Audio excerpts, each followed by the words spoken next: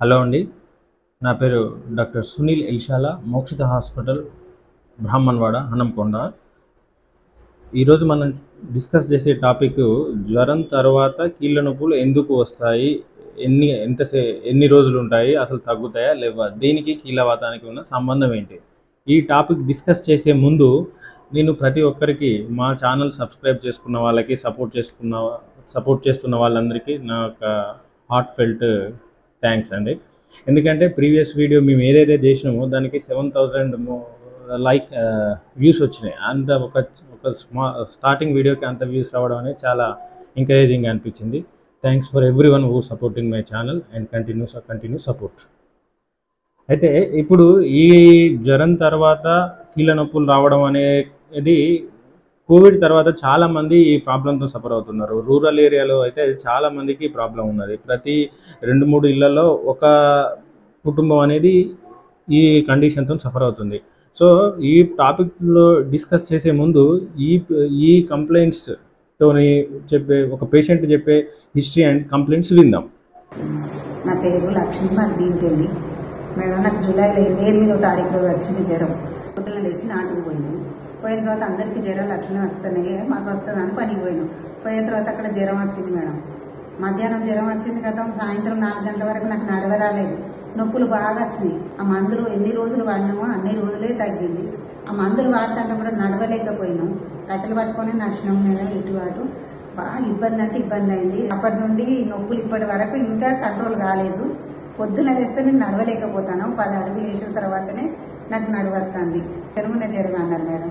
ఏ hospital పోయినా చికెన్గున్య జ్వరం, 6 నెలల దాకా నొప్పులు తగ్గాయి, ఆ మోకాళ్ళ నొప్పులు అట్లనే వస్తాయి అని చెప్పారు. సో ఈ పేషెంట్ చెప్పిన కంప్లైంట్స్లలో మెయిన్గా మనకు స్టార్టింగ్ తను ప్రజెంట్ అయింది ఫీవర్తోని. మామూలుగా ఆ ఫీవర్ అనేది వైరల్ ఫీవర్.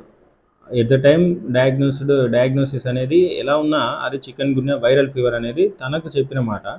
సో ఇప్పుడు కీళ్ళ నొప్పులు తనకు జ్వరం తగ్గినాక 6 నెలల తర్వాత కూడా ఉన్నాయంటే మ్యాక్సిమం అది క్లినికల్గా కూడా మనం దాన్ని చికెన్గున్యా వైరల్ ఫీవర్ అంటాం. అసలు ఈ చికెన్గున్యా అంటే ఏంటి, అది ఎలా వస్తుందో ఫస్ట్ తెలుసుకుందాం. చికెన్గున్యా అనేది ఒక వైరల్ ఇన్ఫెక్షన్. ఇది డైరెక్ట్గా మనకు రాదు. ఇది వెక్టార్ భావన, అంటే దోమ కుట్టితేనే, దోమ మనని కుట్టినప్పుడు డే టైంలో మ్యాక్సిమం ఈ దోమ అనేది చికెన్గున్యా మన బాడీలోకి రావాలంటే డే టైంలో కుట్టినప్పుడు మాత్రమే ఇది మనకు వస్తుంది. చికెన్గున్యా వైరల్ ఫీవర్ అంటాం స్టార్టింగ్ స్టేజ్లో. ఎప్పుడైతే దోమ మనను కుట్టిందో, అంటే కుట్టినప్పుడు స్కిన్ను దాని సైఫన్తోనే స్కిన్ని పియర్స్ చేస్తుంది. పియర్స్ చేసినప్పుడు అది బ్లడ్ను సక్ చేస్తుంది. సైమల్టేనియస్గా దాని లాలాజలంలో ఉన్నటువంటి వైరస్ అనేది మన బ్లడ్లోకి ఎంటర్ అవుతుంది. ఈ దోమ పేరు ఎడిస్. డెంగ్యూకి ఏదైతే దోమ కాజ్ చేస్తుందో అదే దోమ ఈ చికెన్గున్యాను కూడా కాజ్ చేస్తుంది. సో వన్స్ ఆ బ్లడ్లోకి ఈ వైరస్ వెళ్ళిన తర్వాత దానికి కొన్ని టార్గెట్ టిష్యూస్, అంటే ఈ వైరస్ మీద కొన్ని ప్రోటీన్స్ ఉంటాయి. ప్రోటీన్స్ క్యాప్సిడ్, తర్వాత న్యూక్లియో ప్రోటీన్స్, ఇవన్నీ ఉంటాయి, గ్లైకోప్రోటీన్స్. సో దానికి టెండెన్సీ ఉండడంతో కొన్ని రకాలైన టిష్యూస్కి ఈజీగా వెళ్ళి అది అట్రాక్ట్ అవుతుంది. వాటినే టార్గెట్ టిష్యూస్ అంటాం. ఇప్పుడు చికెన్గున్యా వచ్చిన వాళ్ళకు టార్గెట్ టిష్యూ అంటే ఆ వైరస్కు టార్గెట్ టిష్యూ అంటే మెయిన్గా మజిల్స్, మళ్ళీ తర్వాత స్కిన్లో అయితే ఫైబ్రోబ్లాస్ట్లు, మళ్ళీ తర్వాత సైనోవియల్ సెల్స్ జాయింట్లో, ఇవి 3. మిగిలిన వాటిని కూడా అది ఎఫెక్ట్ అవ్వచ్చు, బ్రెయిన్ సెల్స్ కానీ వేరే వాటిని కూడా effect but it is a rare presentation. ఒకసారి దోమ కుట్టిన తర్వాత ఒక వారం రోజుల వరకు పేషెంట్ మామూలుగానే జస్ట్ లో గ్రోడ్ ఫీవర్తో మామూలుగానే ప్రజెంట్ అవుతా అంటాడు. వన్స్ ఒకసారి అది బాడీలోకి ఎంటర్ అయిపోయిన తర్వాత ఆ టార్గెట్ టిష్యూస్, అంటే మజిల్లోకి కానీ సైనోవియంలకు కానీ ఫైబ్రోబ్లాస్ట్ సెల్స్లకు కానీ వెళ్ళిన తర్వాత అది దాని లోడ్, అంటే వైరస్ నెంబర్ని పెంచుకుంటూ ఉంటుంది. మన సెల్స్లో ఉన్నటువంటి రైబోజోమ్స్, న్యూక్లియస్ని, వీటినన్నిటిని ఉపయోగించుకొని దాని నెంబర్ని పెంచుకుంటా ఉంటాయి. అలా నెంబర్ పెంచుకున్న తర్వాత అది సెల్స్ నుంచి బయటకు వస్తుంది. అట్లా బయటకు వచ్చిన తర్వాత బ్లడ్ స్ట్రీమ్లో వైరల్ లోడ్ అనేది పెరుగుతూ ఉంటుంది. అట్లా బ్లడ్ స్ట్రీమ్లో వైరల్ లోడ్ పెరగడాన్ని వైరీమియా అంటాం. అట్లా వైరీమియా వచ్చి ఎప్పుడైతే పీక్ స్టేజ్కి వెళ్తా ఉంటుందో అప్పటికి మనకు high grade fever with chills, అంటే సివియర్ పెయిన్, సివియర్ ఫీవర్ అనేది వస్తుంటుంది. ఆ టైంలో మనం హాస్పిటల్ కానీ డాక్టర్ని కానీ మామూలుగా కన్సల్ట్ అవుతాం. అప్పటి వరకు మామూలుగానే మనం హోమ్ రెమెడీస్ వాడుతూ ఉంటాం. సో ఈ ప్రాసెస్లో, అంటే వైరేమియా రావడం, వైరల్ లోడ్ పెరిగేటప్పుడు ఆటోమేటిక్గా మన బాడీలో ఉన్నటువంటి ఇమ్యూన్ సిస్టమ్, రోగనిరోధక శక్తి అనేది యాక్టివేట్ అవుతుంది. యాక్టివేట్ అయినప్పుడు మన బాడీ ఆ వైరస్ని కంట్రోల్ చేయడానికి కొన్ని రకాలైన ఇన్ఫ్లమేటరీ మీడియేటర్స్ని, ఇన్ఫ్లమేటరీ సెల్స్ని ప్రొడ్యూస్ చేస్తుంది. సో ఇప్పుడు ఇన్ఫెక్షన్ రావడం, తర్వాత ఇన్ఫ్లమేషన్తో మనకు ఫీవర్ అనేది పెరుగుతూ ఉంటుంది. సో ఈ 1 వీక్ తర్వాత వైరల్ లోడ్ పెరుగుతూ ఉంటుంది. అదేవిధంగా ఇన్ఫ్లమేటరీ సెల్స్, ఇన్ఫ్లమేటరీ మీడియేటర్స్ అనేవి బ్లడ్లో పెరుగుతూ ఉంటాయి. ఈ ఇన్ఫ్లమేటరీ మీడియేటర్స్తో పాటు యాంటీబాడీస్, మెయిన్గా IgM యాంటీబాడీస్ అనేవి బ్లడ్లో పెరుగుతూ ఉంటాయి. ఇదంతా 2 వీక్స్లో జరిగిపోతూ ఉంటుంది. ఇన్ఫెక్షన్ వచ్చినాక 1 వీక్ వరకు మనకు వైరేమియా వస్తుంది, ఇన్ఫ్లమేటరీ సెల్స్ పెరుగుతాయి, ఫీవర్ వస్తూ ఉంటుంది. ఇప్పుడు ఏ టార్గెట్ సెల్స్ను ఎఫెక్ట్ అవుతుందో, ఇప్పుడు స్కిన్ను ఎఫెక్ట్ చేస్తే ర్యాష్ రావడం, తర్వాత జాయింట్ సెల్స్ని అంటే సైనోవియన్ సెల్స్ని ఎఫెక్ట్ చేయడం వల్ల మనకు కీళ్ళ నొప్పులు రావడం, ఆర్థరైటిస్ రావడం, ఇవన్నీ వస్తూ ఉంటాయి. ఇవన్నీ ఒక 2 వీక్స్లో అయిపోతూ ఉంటాయి. మోస్ట్ ఆఫ్ ద టైమ్స్ మనకు బ్లడ్ ఇన్వెస్టిగేషన్స్లో జనరల్గా ఉండేటువంటి న్యూట్రోఫిల్స్, మళ్ళీ తర్వాత WBC కౌంట్ అనేది పెరుగుతూ ఉంటుంది. అంతకు మించి మేజర్గా ఏమి ఉండదు. ట్రీట్మెంట్ కూడా దీనికి సపరేట్గా యాంటీవైరల్ ట్రీట్మెంట్ ఏమి అవసరం ఉండదు, ఎందుకంటే ఇది acute stage, with in 2 weeks. So acute స్టేజ్లో ఉంది కాబట్టి మనం ఇచ్చే treatment mostly conservative and supportive. అంటే సపోర్టివ్ ట్రీట్మెంట్ అంటే ఫీవర్కి పారాసిటమాల్ వాడడం, డిహైడ్రేషన్ ఉన్నప్పుడు IV ఫ్లూయిడ్స్ పెట్టుకోవడం, మళ్ళీ తర్వాత డయేరియా, కొంతమందికి డయేరియా నాసియా ఉంటుంది, వాళ్ళకు కూడా డిహైడ్రేషన్ వస్తూ ఉంటుంది కాబట్టి దానికి IV ఫ్లూయిడ్స్ పెట్టడం, వాటిని ప్రివెంట్ చేయడానికి మెడిసిన్ వాడడం. కన్జర్వేటివ్ ఏదైతే సిమ్టమ్స్ ఉంటాయో ఆ సిమ్టమ్స్కి వాడడం, సిమ్టమాటిక్ ట్రీట్మెంట్ మాత్రమే ఉంటుంది.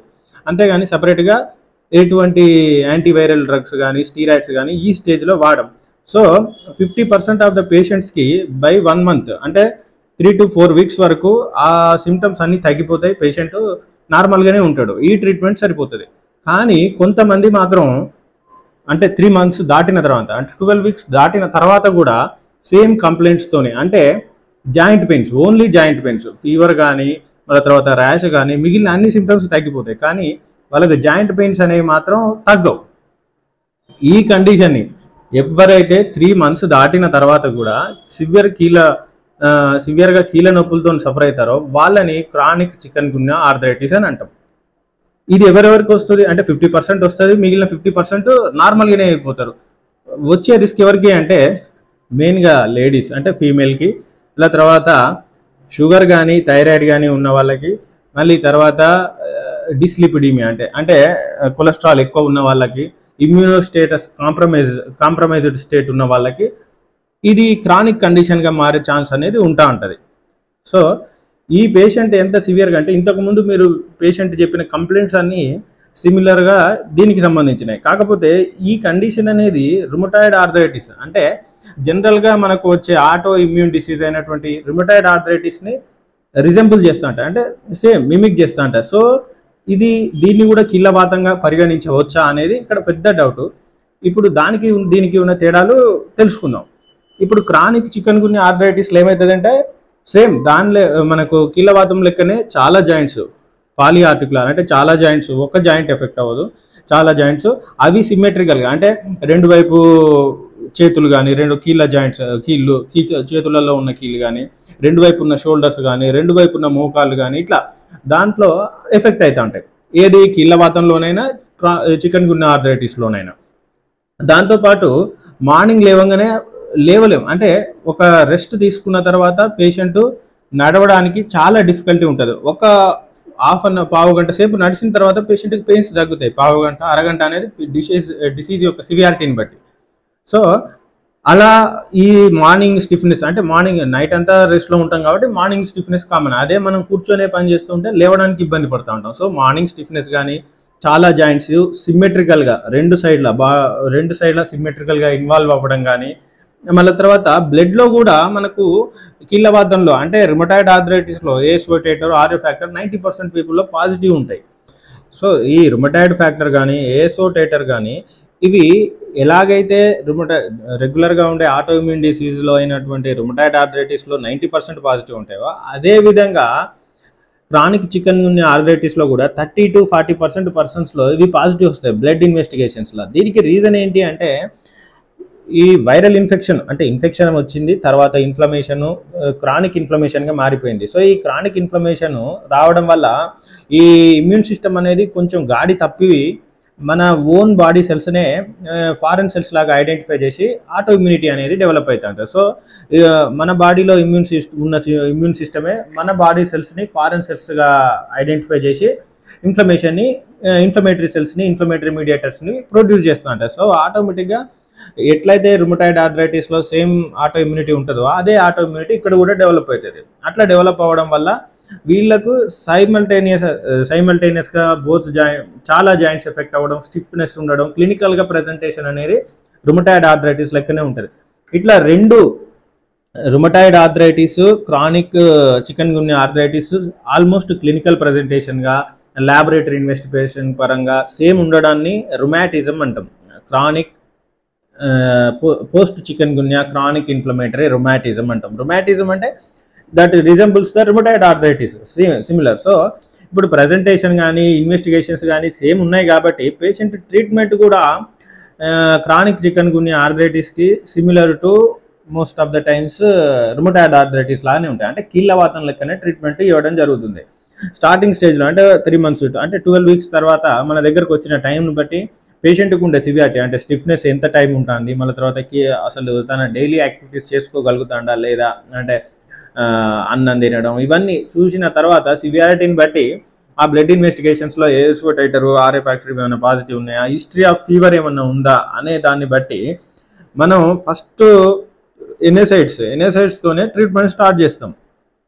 ఎన్ఎసైడ్స్ అంటే పారాసిటమాల్, మళ్ళీ అసిక్లోఫినాక్, డైక్లోఫినాక్, ఇట్లా రెగ్యులర్గా ఉండే పెయిన్ కిల్లర్స్, ఇన్ఫ్లమేషన్ తగ్గడానికి కెమెరాల్ ఫోటో, ఇట్లా కొన్ని స్వెల్లింగ్ తగ్గడానికి కెమెరాల్ ఫోటో, ఇవన్నీ స్టార్ట్ చేసి ఈ జాయింట్స్ సోలెన్ అంటే వాపు వల్ల కొంచెం ఇన్ఫ్లమేషన్ వల్ల వాపు, మళ్ళీ తర్వాత పెయిన్స్ ఇవన్నీ ఉంటాయి. అవి తగ్గడానికి మనం ట్రీట్మెంట్ స్టార్ట్ చేస్తాం వీటితోనే. ఒకవేళ ఎన్సైడ్స్తోనే ఏం తగ్గకపోతే అప్పుడు మనం లో డోస్ స్టీరాయిడ్స్ అనేవి కొంతకాలం వాడాల్సి ఉంటుంది. ఈ లో డోస్ స్టీరాయిడ్స్తో పాటు disease modifying anti rheumatic drugs DMARDs అనేవి స్టార్ట్ చేయడం జరుగుతుంది. ఈ డీమార్ట్స్ అనేవి మనం రెగ్యులర్గా కీళ్ళవాతానికి వాడే మెడిసిన్.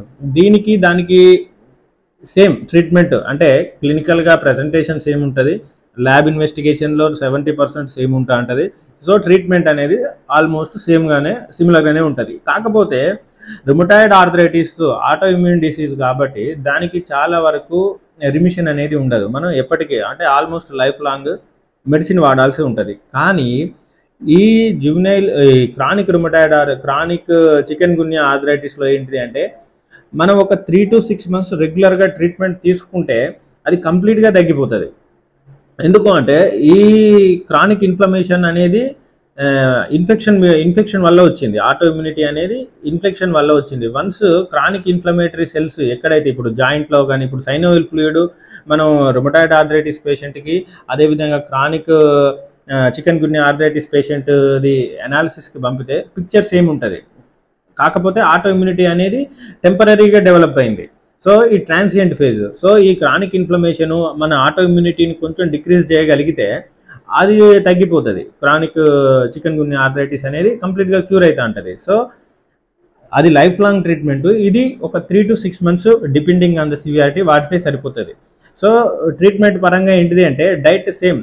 ఏదైతే ఇప్పుడు ఇది క్రానిక్ ఇన్ఫ్లమేషన్ కాబట్టి ఇన్ఫ్లమేషన్ తగ్గించే అంటే యాంటీ ఇన్ఫ్లమేటరీ ఏజెంట్స్ ఉండేటువంటి ఫుడ్ అనేది మనం మెయిన్గా తీసుకోవాలి. ఏ రుమటాయిడ్ ఆర్థరైటిస్కైనా, మళ్ళీ తర్వాత ఈ కండిషన్కైనా, చికెన్ గున్యా ఆర్థరైటిస్కైనా. యాంటీ ఇన్ఫ్లమేటరీ ఏజెంట్స్ అంటే ఫస్ట్ మనం రెగ్యులర్గా తినే తిండిలో డైట్లో ఫస్ట్ తీసుకోవాల్సింది బ్రౌన్ రైస్. మనం రెగ్యులర్గా రైస్ తీసుకుంటా ఉంటాం కాబట్టి వైట్ రైస్ బదులు బ్రౌన్ రైస్ అనేది బెటర్ ఆప్షన్. మళ్ళీ తర్వాత ఒమేగా-3 ఫ్యాటీ యాసిడ్స్ ఉండే పదార్థాలు అనేవి తీసుకోవాలి.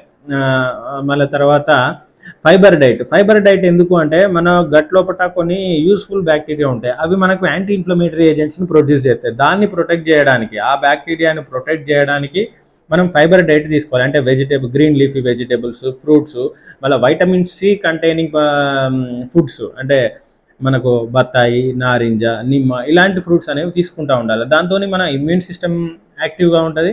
దాంతోపాటు ఏమైనా డ్యామేజ్ చేసి ఇప్పుడు క్రానిక్ ఇన్ఫ్లమేషన్ వల్ల కీళ్ళల్లో కానీ మజిల్స్లో కానీ వచ్చిన డ్యామేజ్ అనేది రిపేర్ చేయడం ఈజీ అవుతూ ఉంటుంది. సో డైట్ అనేది మంచిగా మెయింటైన్ చేయాలి, బ్యాలెన్స్డ్ డైట్ అనేది మెయింటైన్ చేయాలి. వాటితో పాటు ఫిజికల్ యాక్టివిటీ అంటే చాలాసేపు ఒకటే పొజిషన్లో కూర్చొని ఉన్నా చాలాసేపు అదే పని చేస్తూ ఉంటే ఆ జాయింట్స్ అనేవి స్టిఫ్ అవుతా ఉంటాయి ఇన్ఫ్లమేషన్ వల్ల. సో వీళ్ళు ఏంటి అంటే చాలాసేపు ఒకే పొజిషన్ మెయింటైన్ చేయడం అనేది అవాయిడ్ చేయాలి. దాంతోపాటు స్విమ్మింగ్ అనేది బెటర్ ఎక్సర్సైజు, దాన్ని కూడా చేయగలిగితే బెటరు. ఇక మెడికల్ ట్రీట్మెంట్ వచ్చేసి ఫస్ట్ ఆఫ్ ఆల్ మనం పెయిన్ కిల్లర్ ఎన్సైడ్స్తో స్టార్ట్ చేస్తాం. ఎన్సైడ్స్తో తగ్గకపోతే లోడు స్టీరాయిడ్స్, తర్వాత డీమార్ట్స్ అన్న. ఈ డీమార్ట్స్ ఏంటి అంటే ఒకటి మిథోట్రెక్సేట్, ఫస్ట్ వాడేది మిథోట్రెక్సేట్, తర్వాత సల్ఫాసాలజలైన్, మళ్ళీ తర్వాత లెఫ్లునమైడ్, హైడ్రాక్సిక్లోరోకిన్ అనేవి వాడుతూ ఉంటాయి. ఇవన్నీ కొన్ని హైడోస్ డ్రగ్స్, వీటికి సైడ్ ఎఫెక్ట్స్ కూడా ఉంటాయి. కాబట్టి మనం దీన్ని ఓవర్ ద కౌంటర్ వాడవద్దు. మనం after consultation only you have to use this medicine. Thank you for watching this video. ఈ వీడియో మీకు నచ్చినట్లయితే like, share, subscribe to Mokshita hospital.